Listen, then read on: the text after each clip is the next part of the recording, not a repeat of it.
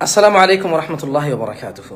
আমি জামশেদ মজুমদার সবাইকে অনুরোধ করছি, বেশ কিছু গ্রাম মানে আমার গ্রাম থেকেও আমরা কিছু নিউজ পাচ্ছি যে অনেকেরই ঘর বাড়ি ভাঙচুর হচ্ছে, ইভেন পাতিলে থাকা তরকারি পর্যন্ত খেয়ে নিচ্ছে যারা যাচ্ছে। এটা করবেন না, এটা করবেন না দয়া করে। আল্লাহ একটা জুলমের থেকে মানুষজনকে যদি নিস্তার দেয়, এইভাবে অগণিত মানুষ মরেছে এখানে, যার সঠিক হিসেব কারো কাছে নেই।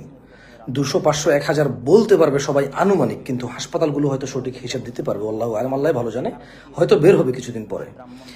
এমন একটা সময় আমি সবাইকে অনুরোধ করব, আপনারা যারা এই গভর্নমেন্টে ছিলেন না, তো এই গভর্নমেন্টে যারা ছিল তাদের প্রতি আপনাদের খুব বিদ্বেষ আছে, থাকবে, থাকাটাই স্বাভাবিক। কিন্তু এর প্রতিক্রিয়া এর মানে প্রতিক্রিয়া যাতে হিংসাত্মক এবং আরো বড় জুলুমে আকার ধারণ না করে, এটা আমি অনুরোধ করবো। একটু অপেক্ষা করেন। আলহামদুলিল্লাহ, আলহামদুলিল্লাহ, আজকে যদি আপনাদের যারা আপনারা একটা জিম্মের মধ্যে ছিলেন, একটা মানে মানে মুক্ত বাতাস পেয়েছেন আজকে যারা, আমি আপনাদের সবাইকে অনুরোধ করব, দয়া করে কারো বাড়ি ঘর, স্ত্রী সন্তান, হাড়ি পাতিল, গাছপালা, পশু পাখি, এগুলো সবই আমাদের সম্পদ, আমাদের নিজেদের সম্পদ। কেমন?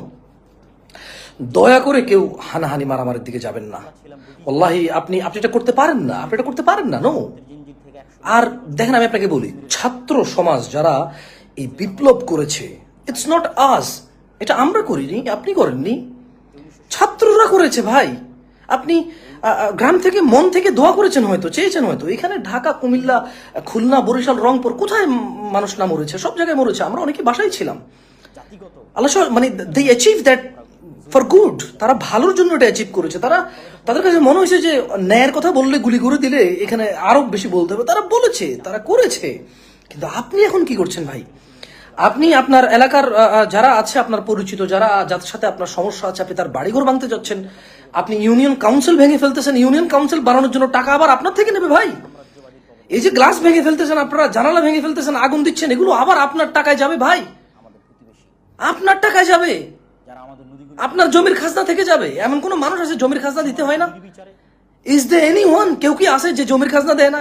বাংলাদেশের এমন কোন মানুষ নাই যার জায়গা জমি আছে, ঘরে বসবাস করে, নিজের ঘর আছে, যে মানে খাজনা দিতে হয় না। আমি দেখলাম তো আমার দাদার কত বছর আগে আমার জ্যাঠারা খাজনা টাজনা দিয়ে তারপরে জায়গা জমির কাগজ ঠিক করতে হচ্ছে। এইসব টাকা দিয়ে বোর্ড অফিস, এই ইউনিয়ন কাউন্সিল হয়। কারোর প্রতি যদি আপনার কোনো সমস্যা থাকে, আমার ভিডিওটা একটু শেয়ার করেন প্লিজ। প্রচুর সমস্যা হচ্ছে।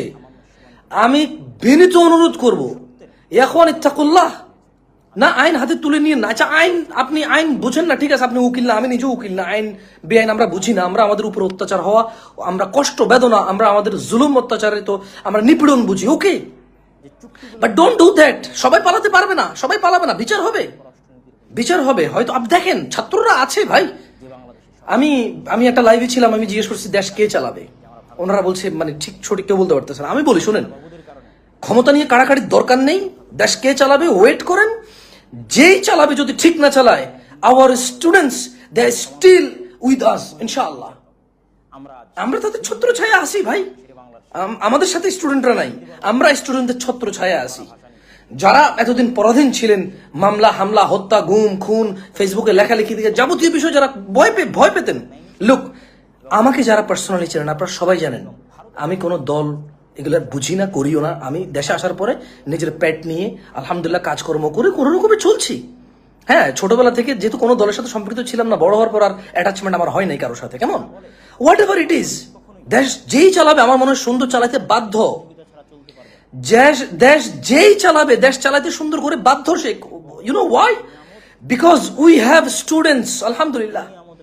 ঢাকা বিশ্ববিদ্যালয়, খুলনা বিশ্ববিদ্যালয়, কুমিল্লা বিশ্ববিদ্যালয়, এভাবে চিটাগং বিশ্ববিদ্যালয়, এভাবে বাংলাদেশের প্রত্যেকটা স্কুল কলেজ, ইভেন আওয়ার এই যে সেকেন্ডারি যে মানে সেকেন্ডারি যে স্কুল আছে, মানে হাই স্কুল, আমি দেখেছি বনশ্রীতে, এখানে হাই স্কুলের বাচ্চারা, ছোট ছোট বাচ্চা মেয়েরাও রাস্তায় বের হচ্ছে, আমি দেখেছি। So don't worry, please keep patient, do not break anything. কিচ্ছু ভাঙিয়েন না, কিচ্ছু ভাঙিয়েন না, কারো গায়ে হাত দিয়েন না।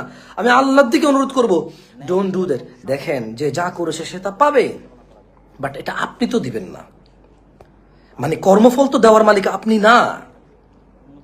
প্লিজ, কর্মফল দেওয়ার মালিক আপনি না। সো আপনি কর্মফল দিতে যাইন না কাউরে। অপেক্ষা করেন, অপেক্ষা করেন। আমার মনে হচ্ছে আইন কানুন সবকিছু সুন্দর করে সাজবে, আবার গুছবে, আবার ইনশাআল্লাহ। হ্যাঁ, যারা ক্ষমতায় আসবে তারা তাদের দিকে ম্যানিপুলেট করবে। বাট এখন এত সহজ বলে মনে হচ্ছে না। বিলিভ মি, আমার মনে হয় এত সহজ হবে না। যত সহজে যে কোনো আইন পাশ হয়ে যেত, যত সহজে যে কোনো কিছু বললেই মানে যে কোনো একটা আখ্যা হয়ে মানুষজনকে দমন নিপীড়ন, আমার মনে হয় এখন আর হবে না। Because we have students, we have seen their power, mashallah. We have seen their sacrifices. May Allah grant them forgiveness. আল্লাহ তাদের ক্ষমা করুন যারা এখানে অংশগ্রহণ করেছেন একান্ত পুরো আগামীর প্রজন্মকে স্বাধীন করার জন্য। আমার মতো যারা নিরীহ আছে কথা বলার জন্য, যারা স্বাধীন করেছে, যারা আমার মতো নিরীহ কথা বলতে পারে না ঠিকভাবে, হয়তো অনেক সময় বলে অনেক সময় বলে না, ভীতু ভয়ে থাকে, তারা একটা নজির, একটা উদাহরণ দিয়ে গেছে ভাই। সো প্লিজ কারো ঘর বাড়ি ভাঙিয়েন না, কারো ঘর বাড়ি ভাঙিয়েন না। হারাম হারাম আলাইকুম ইয়া আখওয়ান। কেন ভাঙবেন কারো ঘর বাড়ি? হ্যাঁ, আমরা দেখছি চারতলা থেকে কিভাবে মানুষকে ভিডিও দেখছি ভাই। এই যে এখন ফেসবুক চালু হয়েছে, মানে এই সবাই দেখছে, মানে কারো সহ্য করার মতো না। এগুলো বিচার হবে ইনশাল্লাহ। কি বলেন ভাই? বিচার হবে না? এরকম হয় নাকি? বিচার হয়। আপনি করবেন, আপনার নাতি করবেন, নাহলে আপনার পতি করবেন, নাহলে খন্তি করবেন, নাহলে কিয়ামতে হবে। বিচার তো হবে ইনশাআল্লাহ। প্রত্যেকে তার কর্মফল বহন করবে। সো আপনি এখন কোনো ভুল করবেন না, তাহলে আপনি আপনার কর্মফল বহন করবেন। আপনার মানে আমি বিনীত অনুরোধ করব, প্লিজ। আমি শুনতেছি যে মানে এটা ঠিক না, ইউনিয়ন কাউন্সিল ভাঙছেন কেন ভাই? ইউনিয়ন কাউন্সিল কার বাপের সম্পদ?